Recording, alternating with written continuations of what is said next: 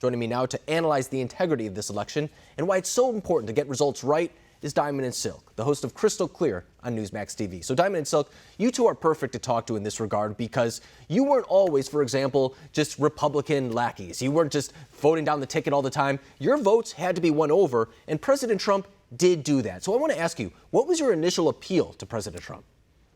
The fact that he was a businessman and he was not a career politician. He wasn't part of the swamp. He wasn't one of the, what we call the rats clogging the pipes. He works for the American people. He wanted to see people prosperous. He wanted to make sure that jobs was brought back here so people will have jobs. We saw that day one. And that's why we invented what we call that Trump train. And we was on it from the very beginning. That's right. So what you're seeing now play out in our country, this is unbelievable. And I'll allege it because we don't know for sure right now, but something seemed a little fishy when it comes to these ballot dumps and all of these little things that's happening. It just doesn't seem unreal. It doesn't seem real. And if it doesn't seem real, I think Americans should question everything. That's right. And when we look at supporters of President Trump, there's no doubt that there's enormous enthusiasm. I mean, I would say more so than any candidate I've ever seen in my entire life. But there are people on the other side who go to the very fullest in order to oppose him, no matter what it is. I mean, I have seen people over the past couple of months support rioting in the name of just being anti-Trump. They take the opposite approach no matter what. So let me ask you, why do you think that people oppose President Trump so strongly? I think that a lot of these people are jealous. A lot of these people are being influenced by our left-wing media. Even some of these other networks that call themselves supposed to be conservative has already went roll on the American people and on the president of the United States. So I think that's what you're seeing. A lot of these people are being influenced. They will prefer to believe a lie instead of the naked, nasty truth. And that's just what's happening. And what I tell people is don't allow people to influence you, especially when they're influencing you to hate. It does not make sense. You need to turn from that or cut that off is what we're telling people. And one thing that we learned from the Democrat plantation whenever we was Democrats back in the day is that they have a way of hoodwinking a person and making you feel like, you know, you're part of this particular fiction, magical story. And then what happens is you finally awaken from the stupor of it all and realize that you hadn't gotten absolutely nothing from these Democrats. So that's what you're seeing happening now. These people that's going along just to get along with all of this craziness that's going on in this country, they're part of the Democrat tactics. They're part of the Democrat Party, and their aim is to destroy America. But I believe that it's more of us than it is of them. And all we got to do is continue to stand our ground,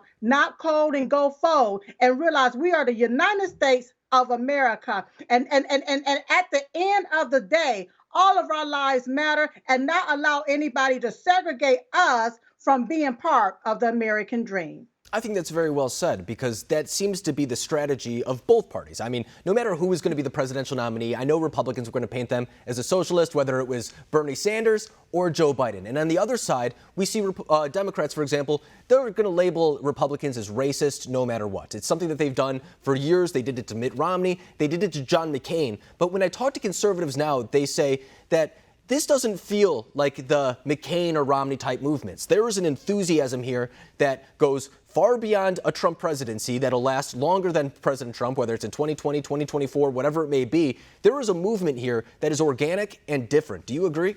That's right. But one thing, let me just piggyback on something that you just said.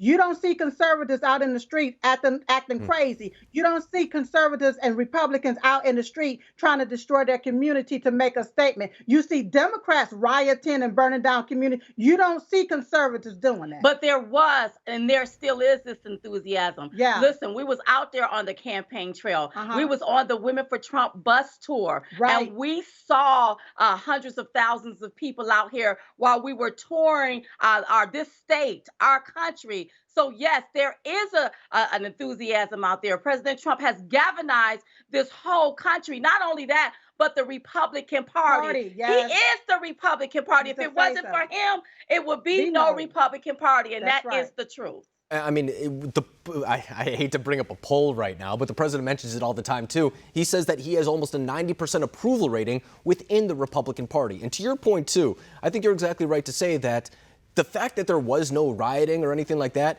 it is a testament to the way that maybe conservatives do see this, in the sense that it's not over just yet. We're not ready to burn down this system, which is actually something that we do hear from many of those on the left. They say that this system doesn't work. We need to abolish police, do away with all these things that have made this country foundational, whether it's the Supreme Court, the Senate, whatever. So before we let you two go, what is at stake for conservatives if they decide not to fight?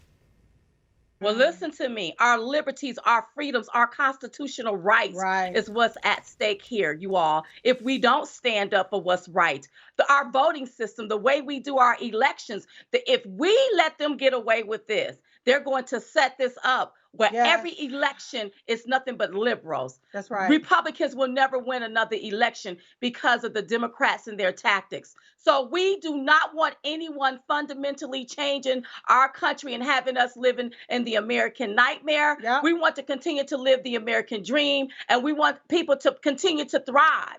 I don't want just the rich and the poor. I want people to be able to pull themselves up out of their bootstraps. That's right. And if they don't have no straps, go create your own straps. So it's imperative that we expose the corruption and we uproot the fraud. That's right. And the only way to do it is to sit back, of course, pray, and know that without a shadow of doubt that God got this and we will win. Diamond and Silk, everyone at home, you know who they are. Thank you both very much for joining us tonight, breaking down what people should be feeling at this very moment, because it's a tense one. Thank you. Thank you for having us.